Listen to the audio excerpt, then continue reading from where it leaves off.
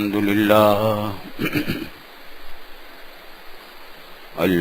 لله نحمده ونستعينه ونستغفره ونؤمن به ونتوكل عليه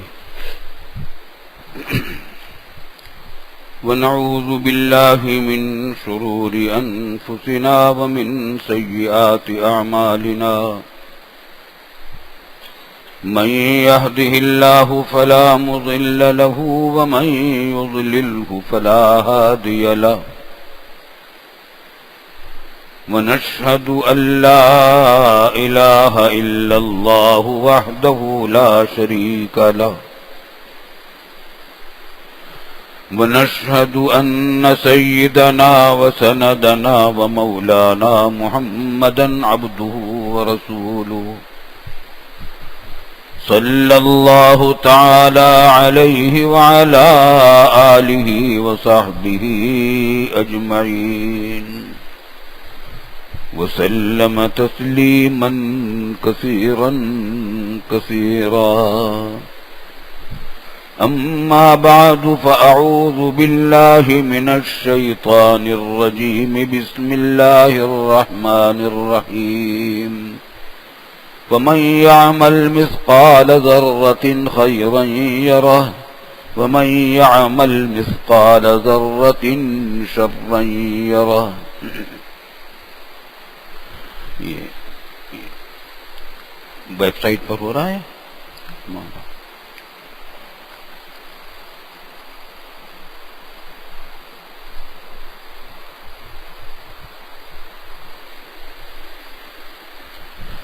بزرگان محترم آن لائن ہے.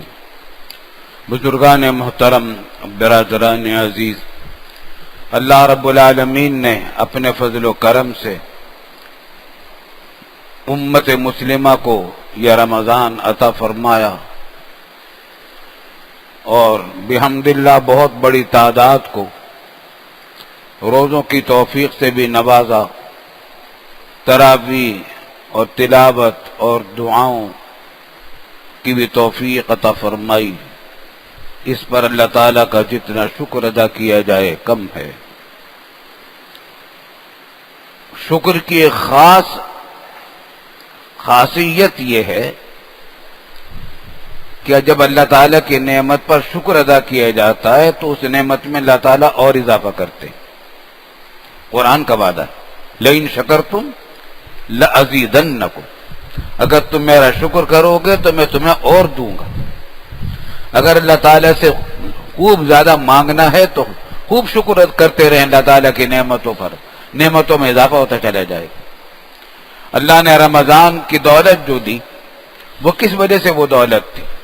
اس بات سے کہ اس میں خاص عبادتوں کی توفیق اللہ رب العالمین نے عطا فرمائی.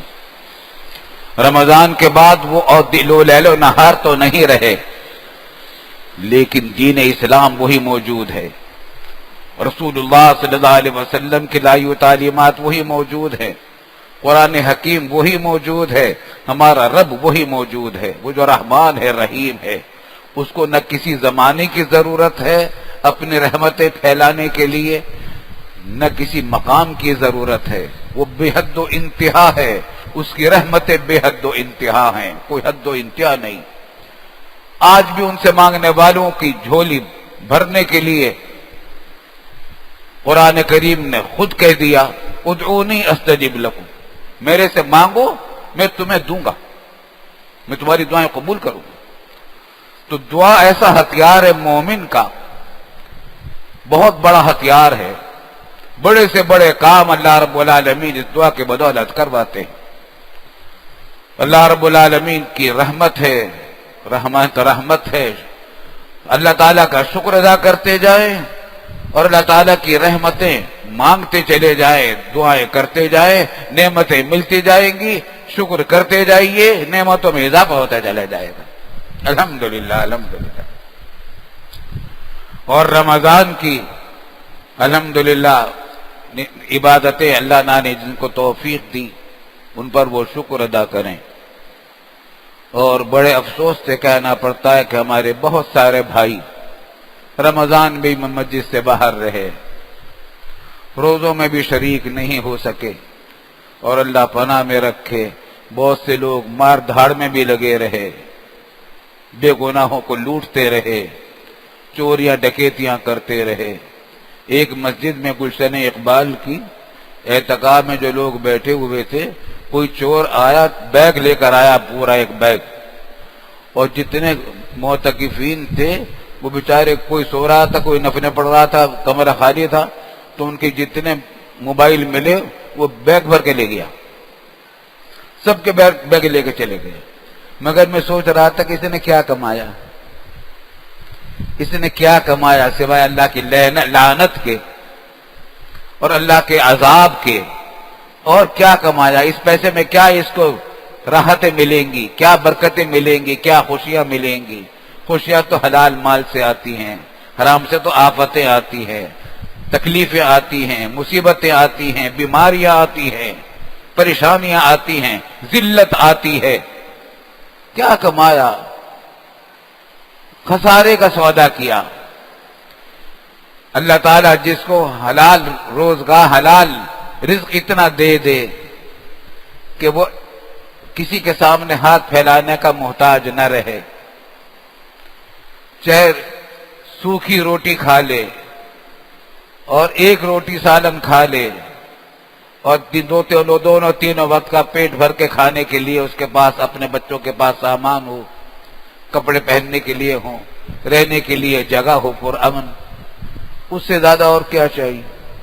اور اگر کسی کو یہ سب چیزیں نہ ملے یا ملے مگر ہر وقت پیسہ بیچائن، پریشان، پولیس آئے گی، دشمن آئیں گے، پکڑا جاؤں گا، مقدمہ چلے گا، ہر وقت مصیبت میں گرفتار، بتاؤ راحت میں وہ کم پیسے والا ہے کہ وہ کروڑ پتی ارب پتی ہے جس کو ہر وقت اپنی جان کا خطرہ پڑا ہوا ہے؟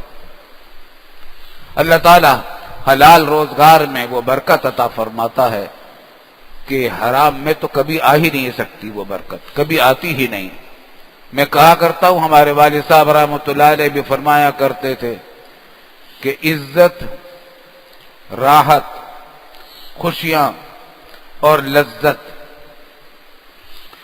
کا سامان کارخانوں میں بنتا ہے، بازاروں میں بکتا ہے۔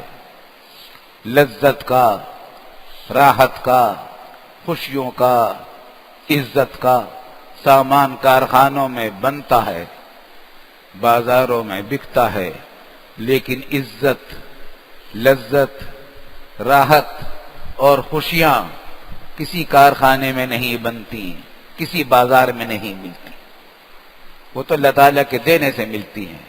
کروڑ پتیوں کو نہیں ملتی، اور معمولی رزق حاصل کرنے والے مزدور کو وہ مل جاتی ہے، حلال کھانے والے کی، جو دوسروں کا محتاج نہ ہو، عزت کے ساتھ زندگی گزارتا ہو، متوسط درجے کا آدمی ہو، جو لذتیں عزتیں اس کو مل جائیں گی، وہ کروڑ پتی کو کہاں ملتی؟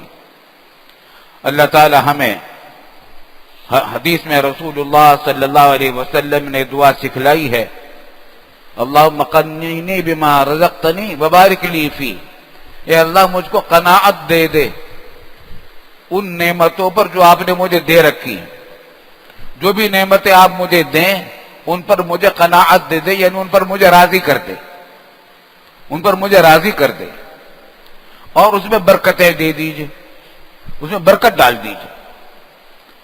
اور جس کو کروڑوں اربوں مل گئے لیکن قناعت نہ ملی، وہ دل مطمئن ہی نہیں ہوتا، کھجلی ہے اس کے اور مانگنے کی، اور آ جائے کہیں سے، حلال سے حرام سے کسی طریقے سے اور آ جائے۔ بتاؤ راحت میں وہ ہے جس کو قناعت ملی ہوئی ہے، یہ مصیبت زدہ ہے بیچارہ جس کو ہر وقت کسی وقت چین ہی نہیں، ہر وقت زندگی میں ہے کہ پیسے اور آ جائیں۔ پیسے لے کر کہاں جائے گا؟ موت آ گئی تو پیسے کہاں جائیں گے؟ بینک میں پڑے رہ جائیں گے، اور وارثوں کے پاس چلے جائیں گے۔ خود کہاں جائے گا؟ زمین میں جائے گا۔ ساتھ جائے گا کچھ سوائے کفن کے اور کچھ نہیں جائے گا۔ اللہ اکبر، اللہ اکبر۔ ماں کے پیٹ سے پیدا ہوئے تھے، ننگے پیدا ہوئے تھے، یہاں سے 2 کپڑے لے کر جائے گا کفن کے، اور جو کچھ کمایا تھا وہ سب یہاں چھوڑ کر جائے گا۔ اور اب آگے سوال جواب ہے، قبر میں میدان حساب ہے، جنت اور دوزخ ہے، پل صراط کا گزر ہے۔ بتائیے، جس نے اپنی زندگی کی ساری توانائیاں دنیا کے مال و دولت سمیٹنے پر لگا ڈالی ہوں، آخرت کی فکر نہ کی ہو جہاں ہمیشہ رہنا ہے، کتنے خسارے کا سودا اس نے کیا، کتنے خسارے کا سودا کیا۔ ہمیں دعا کرنی چاہیے اپنے ان بھائیوں کے لیے، وہ بھی ہمارے بھائی ہیں جو رمضان کی برکتوں سے، عبادتوں سے محروم رہے۔ اللہ تعالیٰ ان کو بھی اپنے گناہوں سے توبہ کی توفیق عطا فرما دے اور اپنے رحمت کے اندر ان کو بھی شامل فرما دے۔ کتنے بد نصیب ہیں وہ لوگ جو مسلمانوں کا گلا کاٹتے رہے بے گناہوں کا، اور بم دھماکے کرتے رہے، بے گناہوں کو مارتے رہے، دہشت گردی پھیلاتے رہے۔ بد نصیب ہیں وہ لوگ جنہوں نے رمضان کے اندر قتل مومن کے عذاب اپنے اوپر لیا۔ قرآن کریم نے فرمایا وَمَن يَقْتُلْ مُؤْمِنًا مُتَعَمِّدًا فَجَزَاؤُهُ جَهَنَّمُ خَالِدًا فِيهَا وَغَضِبَ اللَّهُ عَلَيْهِ وَلَعَنَهُ وَأَعَدَّ لَهُ عَذَابًا عَظِيمًا۔ جس شخص نے کسی مومن کو قتل کیا جان بوجھ کر، فَجَزَاؤُهُ جَهَنَّمُ خَالِدًا فِيهَا، اس کی جزا جہنم ہے جہاں وہ ہمیشہ رہے گا۔ وَغَضِبَ اللَّهُ عَلَيْهِ، اور اللہ کا غضب اس کے اوپر نازل ہوگا۔ وَلَعَنَهُ، اور اللہ تعالیٰ کی لعنت اس پر آئے گی۔ وَأَعَدَّ لَهُ عَذَابًا عَظِيمًا، اور اس کے لیے اللہ نے اب بہت بھاری عظیم عذاب تیار کر رکھا ہے۔ اور جہنم معمولی چیز ہے؟ اللہ پناہ میں رکھے، اللہ پناہ میں رکھے۔ اس کو اللہ تعالیٰ اس کا دیکھنا بھی مصیبت تکلیف کی چیز ہے۔ اللہ اکبر۔ حدیث میں آتا ہے کہ ایک اعلان ہوگا آخرت میں، میدان حساب میں، ایسے آدمی کو لایا جائے جس نے دنیا میں سب سے زیادہ راحت کی زندگی گزاری ہو، سب سے زیادہ آرام اور راحت سے اس نے زندگی گزاری ہو، خوشیوں کے ساتھ۔ اب اندازہ کیجئے کروڑوں اربوں کھربوں انسان ہوں گے، قیامت سے آدم علیہ السلام سے لے کر قیامت تک کتنے انسان ہیں، یہ سب میدان حساب میں جمع ہوں گے۔ ان میں سب سے زیادہ راحت والا جس نے زندگی گزاری ہوگی اس کو لایا جائے گا، اور اس سے کہا جائے گا کہ تم وہاں کیسی زندگی گزاری کی؟ بڑی راحت کی۔ اچھا، فرشتوں سے حکم ہوگا کہ جاؤ اس کو جہنم کی سیر کرا لاؤ، اندر داخل نہیں کرنا، بس جہنم کے اوپر سے سیر کرا لاؤ، نیچے نظر آ جائے اس کو جہنم۔ کرا کر لایا جائے گا، پوچھے گا بتاؤ، پوچھا جائے گا بتا رہو تمہاری دنیا میں زندگی کیسی گزری، تم نے راحت سے زندگی گزاری؟ تو کہے گا میں نے تو کبھی راحت دیکھی ہی نہیں، میں تو راحت کا تصور بھی نہیں کر سکتا، میں نے جو منظر دیکھا ہے اس کی تو اذیت اور اس کا زہر اور اس کی سمیت، اس کی سوزش، اس کی اذیت میرے رگ و ریشے میں ایسی سما گئی ہے کہ اب مجھے کسی خوشی کا تصور نہیں کر سکتا، ساری خوشیاں بھول جائے گا ایک نظر دیکھنے سے، اور جس کو اندر ڈال دیا جائے گا اس پر کیا ہوگا؟ اللہ پناہ میں رکھے۔ ایک بات اور بھی ہے یاد رکھنے کی ہے، روزے داروں کو بھی اس کی فکر کرنی چاہیے، نمازیوں کو بھی فکر کرنی چاہیے کہ دین صرف عبادتوں اور عقائد کے مجموعہ نہیں ہے، صرف یہ کافی نہیں۔ بلا شبہ عقائد بنیاد ہے، ایمان اور عبادتیں ایسی عظیم الشان ہیں کہ وہ ارکان اسلام ہیں اور عبادتوں کا فریضے ہیں، عبادتوں کے فریضے ہیں، پوری دین اسلام ان کے اوپر قائم ہے۔ نماز، روزہ، حج، زکوٰۃ، اور نماز تو ایسا فریضہ ہے کہ جب حاضری ہوگی تو سب سے پہلا سوال نماز کا ہوگا کہ بالغ ہونے کے بعد تم پر کتنی نمازیں آئی تھیں، کتنی ادا کی، کتنی قضا پڑھی اور کتنی نہیں پڑھی، حساب دینا پڑے گا۔ یہ سب عبادت بلا شبہ بہت ہیں، لیکن دین اس جنت کے لیے اتنا کافی نہیں ہے، خوب سمجھ لیجئے۔ جہنم سے بچنے کے لیے صرف عقیدہ اور عبادتیں کافی نہیں ہیں، بندوں کے حقوق ہیں، بیوی بچوں کے حقوق ہیں، بہن بھائیوں کے حقوق ہیں، پڑوسیوں کے حقوق ہیں، پوری امت مسلمہ سے متعلق کچھ ذمہ داریاں ایک مسلمان پر جتنی ہوتی ہیں وہ ہیں، ان سب کا جواب دینا ہے۔ خرید و فروخت، معاملات جن کو کہتے ہیں، خرید و فروخت، لین دین، روپیہ پیسے کا لین دین، تجارت، صنعت، زراعت، کاشتکاری، حکومت، سیاست، یہ سب دین کا حصہ ہیں، اور ان کے خلاف ان میں شریعت کے احکام ہیں، حلال بھی ہیں، حرام بھی ہیں، فرائض بھی ہیں، واجبات بھی ہیں۔ جو شخص ان کو ادا نہیں کرے گا پکڑا جائے گا۔ معاشرت، رہن سہن کے طور طریقے، ایک انسان دوسرے انسانوں کے ساتھ کس طرح زندگی گزارے، کس طرح پیش آئے، بیوی بچوں کے ساتھ کس طرح، پڑوسیوں کے ساتھ کس طرح، برابر میں بیٹھنے والوں کے ساتھ کس طرح، ہم سفروں کے ساتھ کس طرح، افسروں کے ساتھ کس طرح، ماتحتوں کے ساتھ کس طرح، یہ سب معاشرت کا باب ہے بہت بڑا۔ حاصل اس کا یہ ہے کہ آدمی کو آپ کے کسی قول و فعل سے دوسروں کو ادنا تکلیف ناگواری نہ ہو، بے وجہ اور بے گناہ ناگواری نہ ہو دوسرے کو۔ یہ ہے کتنے لوگوں کو ہم سے تکلیف پہنچتی ہے، یہ سب حساب دینے پڑیں گے۔ گندگی اگر کسی نے پھیلائی اس پر لعنت آتی ہے۔ حدیث میں آتا ہے کہ کسی شخص نے سایہ دار درخت کے نیچے گندگی چھوڑ دی، اس پر لعنت ہوتی ہے، دوسروں کو تکلیف پہنچا رہا ہے۔ کسی کے دل میں تکبر ہے، العیاذ باللہ، خاکساری اور انکساری نہیں ہے۔ حدیث میں آتا ہے کہ جس کے دل میں ذرہ برابر تکبر ہوگا وہ جنت میں نہیں جائے گا۔ کسی کے دل میں روپے پیسے کی اتنی محبت ہے کہ پھر وہ حلال حرام کی تمیز نہیں کرتا، پکڑا جائے گا۔ چنانچہ احادیث میں آتا ہے کہ بہت سارے نمازی، روزے دار اور حاجی بھی جہنم میں جائیں گے، بہت سارے عبادت گزار بھی جائیں گے۔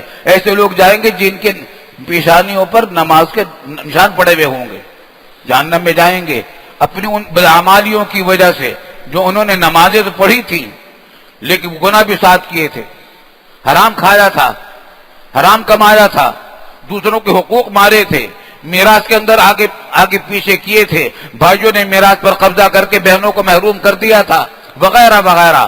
ایک دندہ نہیں ہے، سیاست میں آیا تھا، لیڈر بنا، عوام کو دھوکہ دیتا رہا، جھوٹ بولتا رہا، دھوکہ بازی کرتا رہا، یہ سب کچھ ہوئے۔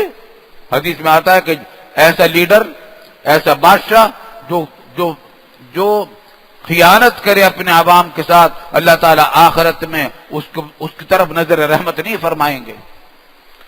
تو یہ سب باتیں ہیں۔ الحمدللہ ہمیں توبہ اور نمازوں کی، روزوں کی عبادت کی توفیق ہوئی، اور بہت سے حضرات نے الحمدللہ توبہ بھی کی ہے، اس توبہ پر قائم رہی ہے۔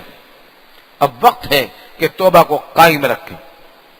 ہم نے بہت سارے گناہوں سے توبہ کی، جھوٹ بولنے سے توبہ کی، وعدہ خلافی سے توبہ کی، بدعہدی سے توبہ کی، غیبت کرنے سے توبہ کی، دوسروں کا حق مارنے سے توبہ کی، نماز قضا کرنے سے توبہ کی، یہ سب باتیں توبہ کی ہے، توبہ ہے۔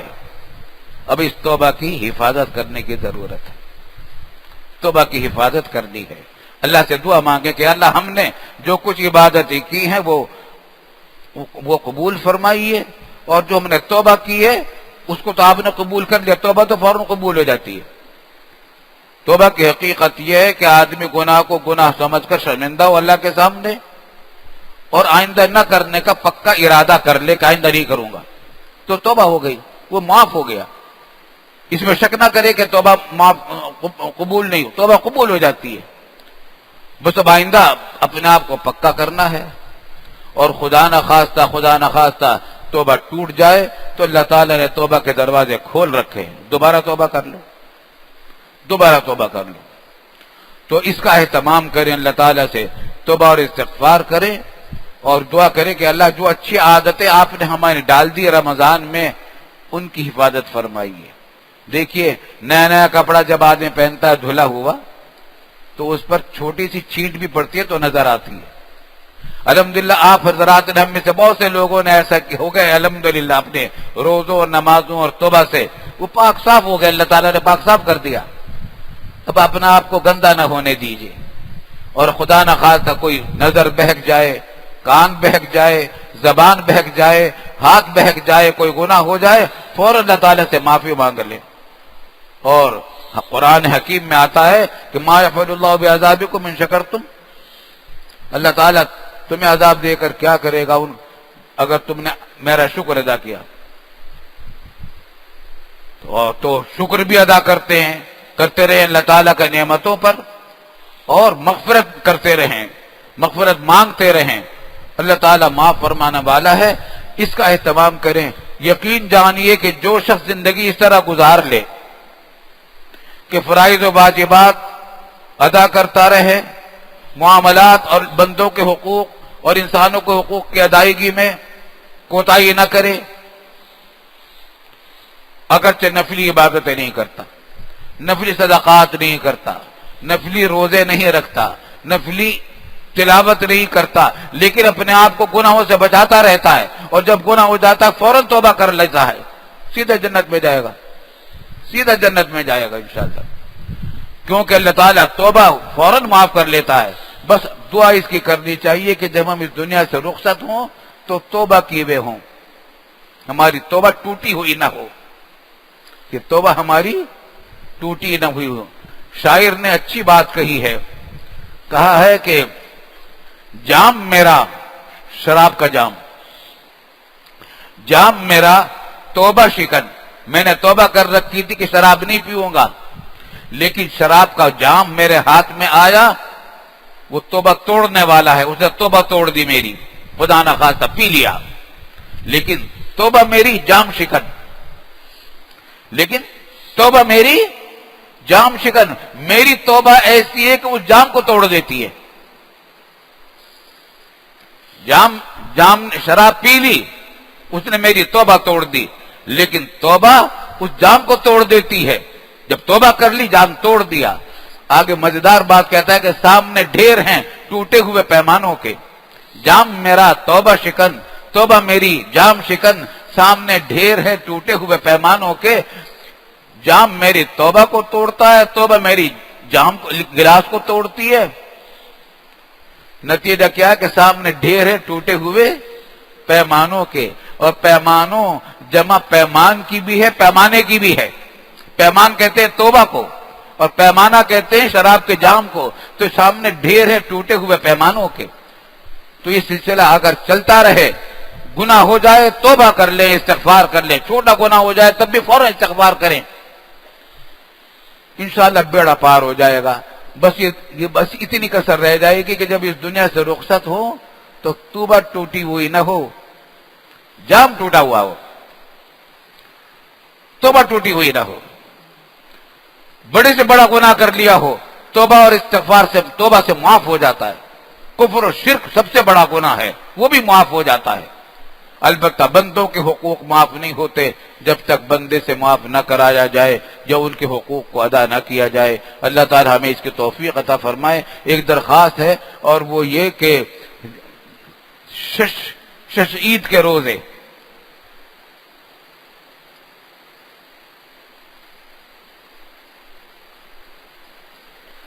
شش عید کے روزے، حدیث میں آتا ہے کہ جس شخص نے شوال میں رمضان کے روزے رکھے اور شوال میں بھی اس نے 6 روزے رکھ لیے، تو اس کو ایسا ہو جائے گا جیسے اس نے پورے سال روزے رکھے۔ اور وجہ اس کی ہے کہ ہر روزے کا ثواب 10 روزوں کے برابر ہوتا ہے، تو 30 روزوں کا ثواب 300 روزوں کے برابر، اور 6 روزوں کا ثواب 60 روزوں کے برابر، تو 360 روزے ہو جائیں گے۔ تو یہ نفلی روزے ہوتے ہیں، اس میں کوئی ضروری نہیں کہ پابندی مسلسل ہو، بس مہینہ بھر میں رکھ لیں۔ لیکن اگر کسی کے ذمہ فرض روزے باقی ہیں تو ان کو چاہیے کہ وہ ان دنوں میں قضا روزے رکھے، ششید کی نفلی کی بجائے قضا روزوں کی نیت سے روزے رکھے۔ اللہ تعالیٰ اس کی توفیق عطا فرمائے۔ اب کچھ ضروری باتیں اور ہیں۔ ایک تو یہ کہ فلسطین کے مسلمانوں پر جو قیامت ٹوٹ رہی ہے، ہم اللہ تعالیٰ سے گڑ گڑا کر توبہ بھی کریں، استغفار بھی کریں، ان کے لیے مدد بھی کریں، لیکن اور اس کی بھی دعا کریں کہ ہمارے حکمرانوں کو اللہ تعالیٰ توفیق دے وہ اپنے فرائض منصبی کو ادا کریں امت مسلمہ کی خاطر۔ ایسے دردناک مناظر ہے کہ کلیجہ منہ کو آتا ہے۔ بچوں پر کیا قیامت ٹوٹ رہی ہے، عورتوں پر، ضعیفوں پر، بیماروں پر، زخمیوں پر، اور دنیا کفر تماشا دیکھ رہی ہے۔ ہماری مسلم حکمران بھی تماشا دیکھ رہے ہیں۔ اللہ تعالی ہمارے حکمرانوں کو غیرت و حمیت عطا فرمائے، پوری تمام امت مسلمہ کے حکمرانوں کو غیرت و حمیت عطا فرمائے، اپنی فرائض منصبی کو وہ ادا کرنے کی ان کو توفیق دے، ان کے اللہ تعالی مدد بھی فرمائے۔ ان کے اوپر بھی طرح طرح کے نرغے ہیں، طرح طرح کے ان کے اوپر دباؤ ہیں، طرح طرح کی ان کے اوپر الجھنیں ہیں۔ اللہ تعالیٰ ان کے دباؤ اور الجھنوں کو سے بھی ان کو نکال دے، لیکن ہمارے مسلمان بھائیوں کی مدد اللہ تعالیٰ فرما دے۔ دعا ہم لوگ کم از کم دعا تو کر سکتے ہیں، دعا اہتمام سے کریں۔ دوسری بات یہ کہ شمالی وزیرستان میں ہمارے بھائیوں کو وہاں سے جو نکلے ہیں وہ بیچارے، ان کو رہبان بنا رکھا تھا دہشت گردوں نے، ان کو نجات دلانے کے لیے ضرب عزم شروع ہوا، اور الحمدللہ وہ متاثرین اپنی جان بچا کر وہاں سے نکلے تو ہیں، لیکن یہ کہ ان کے رمضان ہے، رمضان کو ذرا گرمی ہے اور مسافرت ہے، تو ان کے لیے طرح طرح کے مسائل ہیں، بیماری ہے۔ الحمدللہ امداد پہنچ رہی ہے، دارالعلوم کے ذریعے سے بہت الحمدللہ کام ہو رہا ہے۔ اللہ تعالیٰ مزید توفیق دے سب کو، ان کے لیے کوشش بھی کرنی چاہیے، دعا بھی کرنی چاہیے۔ تیسری بات عافیہ صدیقی کی ہے۔ ابھی عافیہ مومنٹ کی طرف سے پیغام آیا ہے، وہ جو دستخطی مہم چل رہی ہے کہ 1 لاکھ اگر دستخط ہو گئے پوری دنیا سے 3 اگست تک، تو عافیہ صدیقی جو قید میں ہے امریکہ کی، اس کے بارے میں صدر اوباما اس سلسلے میں کوئی کارروائی کر سکیں گے، وعدہ نہیں کہ کریں گے، کر سکیں گے، اور ان تک چنانچہ وہاں کے وائٹ ہاؤس میں یہ دستخط پہنچ رہے ہیں، جمع ہو رہے ہیں، اور 1 لاکھ دستخط چاہیے تھے۔ الحمدللہ اب تک تعداد کافی زیادہ ہو گئی ہے، لیکن ابھی اعلان آیا کہ 7,000 دستخطوں کی مزید ضرورت ہے، اور یہ 1 مہینے کی مدت تھی، اور یہ مدت اب ختم ہو جائے گی پرسوں اتوار کے دن 3 اگست کو۔ بیچ میں ابھی 2.5 دن باقی ہیں، اس کے اندر ہم لوگ سب مل کر اس کی کوشش کریں۔